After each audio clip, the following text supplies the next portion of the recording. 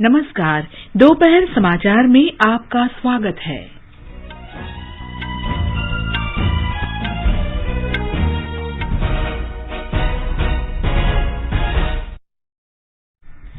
प्रधानमंत्री नरेंद्र मोदी ने घोषणा की, सरकार संसद के आगामी शीतकालीन सत्र में सभी 3 कृषि कानूनों को निरस्त करेगी।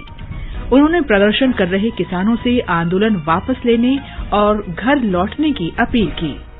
प्रधानमंत्री ने कहा, सरकार जीरो बजट आधारित कृषि को बढ़ावा देने और न्यूनतम समर्थन मूल्य को अधिक प्रभावी और पारदर्शी बनाने के लिए एक समिति का गठन करेगी। किसान यूनियनों और विपक्षी दलों ने कृषि कानूनों को निरस्त करने के केंद्र के फैसले का स्वागत किया।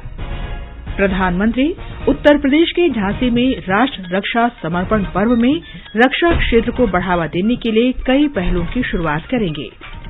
राष्ट्रव्यापी टीकाकरण अभियान के तहत देश में 115 करोड़ 23 लाख से अधिक कोविड रोधी टीके लगाए गए। बंगाल की खाड़ी पर बना हवा के कम दबाव का क्षेत्र तमिलनाडु और आंध्र प्रदेश के बीच तट को पार कर गया। मौसम विभाग ने तमिलनाडु के दूरदराज के इलाकों में मूसलाधार वर्षा की संभावना व्यक्त की।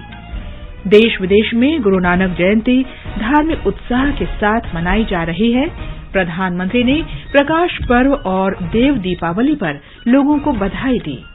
52वां अंतर्राष्ट्रीय फिल्म महोत्सव कल से गोवा में शुरू होगा और क्रिकेट में भारत तथा न्यूजीलैंड के बीच दूसरा T20 मैच आज शाम रांची में खेला जाएगा।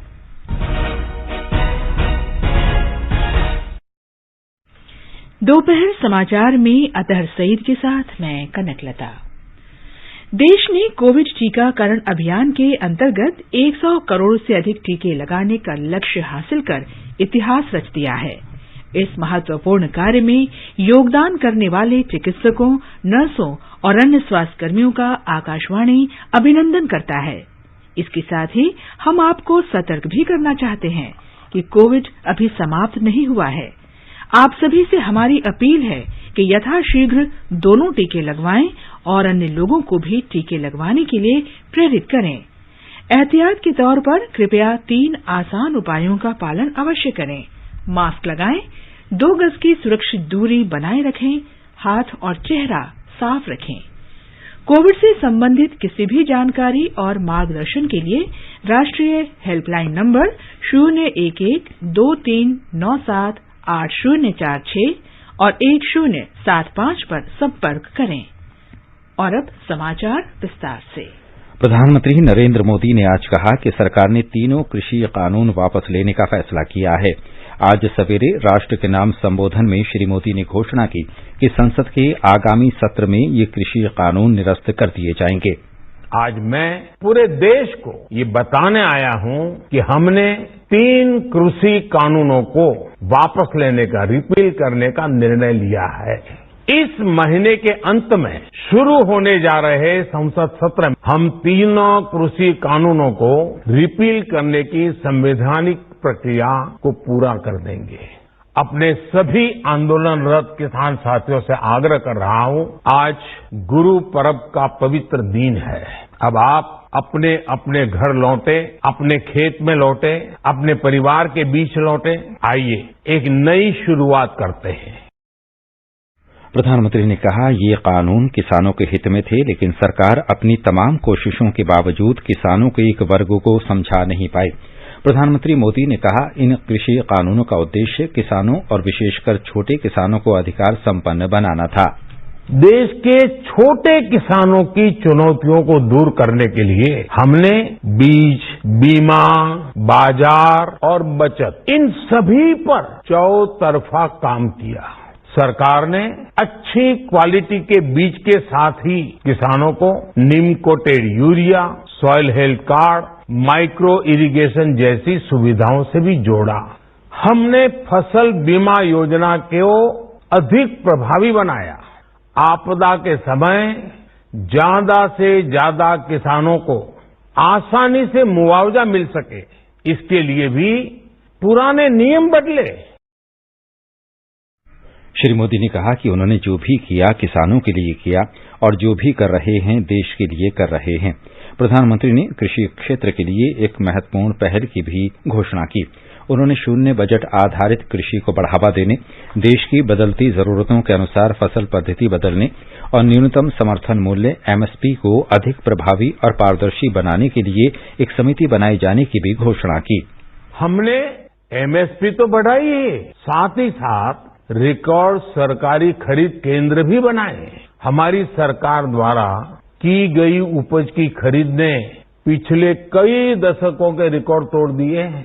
देश की 1000 से ज्यादा मंडियों को ई नाम योजना से जोड़कर हमने किसानों को कहीं पर भी अपनी उपज बेचने का एक प्लेटफॉर्म दिया और इसके साथ ही देश भर की कृषि मंडियों के आधुनिकीकरण पर भी हमने करोड़ों रुपए खर्च किए।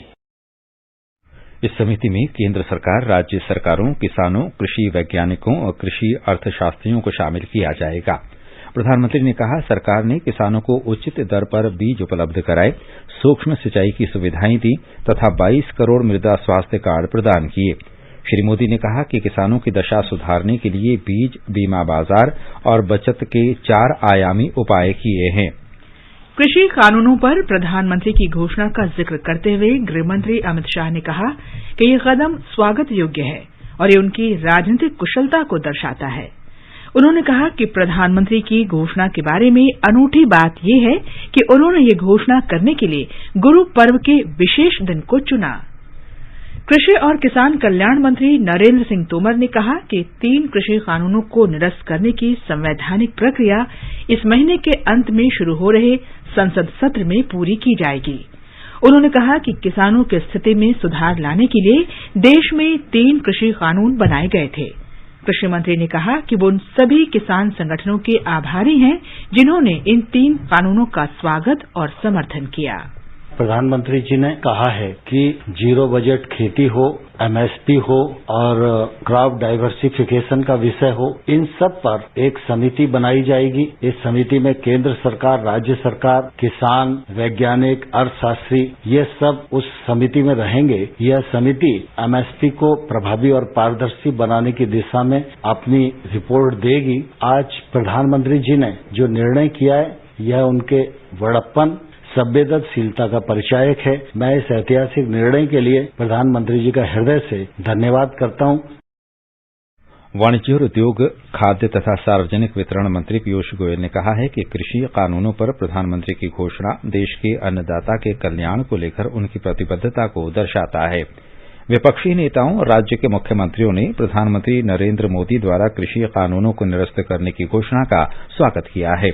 कांग्रेस नेता राहुल गांधी ने एक ट्वीट में कहा है कि कृषि कानूनों को निरस्त करना सत्याग्रह की जीत है।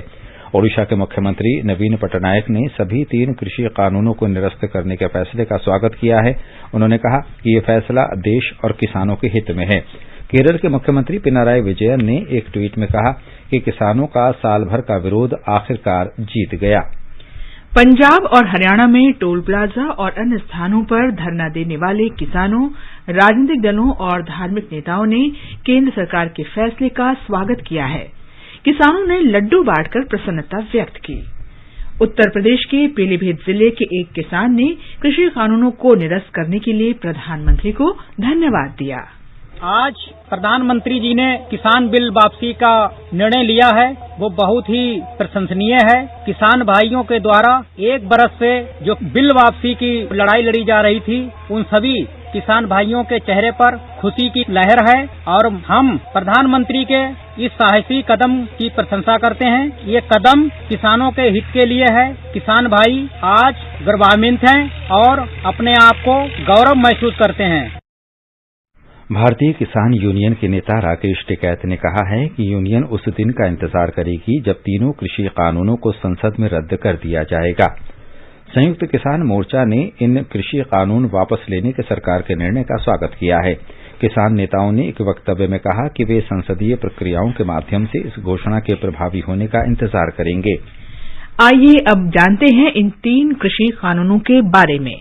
3 कृषि कानून यानी किसान उपज व्यापार और वाणिज्य संवर्धन और सुविधा अधिनियम 2020, किसान सशक्तिकरण और संरक्षण समझौता मूल्य आश्वासन और कृषि सेवा अधिनियम 2020 और आवश्यक वस्तु संशोधन अधिनियम 2020 हैं। इन्हें पिछले साल मानसून सत्र में संसद द्वारा पारित किया गया था। किसान उपज व्यापार और वाणिज्य संवर्धन और सुविधा अधिनियम विभिन्न राज्य विधानसभाओं द्वारा गठित कृषि उत्पाद विपणन समितियों एपीएमसी द्वारा विनियमित मंडियों के बाहर कृषि उपज की बिक्री की अनुमति देता है। किसान सशक्तिकरण और संरक्षण समझौता मूल्य आश्वासन और कृषि सेवा अधिनियम 2020 अनुबंध खेती के लिए अनुमति प्रदान करता है, जबकि आवश्यक वस्तु संशोधन अधिनियम अनाज, दाल, आलू, प्याज और खाद्य तेलों जैसे खाद्य पदार्थों के उत्पादन, आपूर्ति तथा वितरण को नियंत्रित करता है। समाचार कक्ष से निखिल कुमार। ये समाचार हमारी वेबसाइट newsonair.com/hindi और हमारे mobile app news on AIR पर भी उपलब्ध हैं।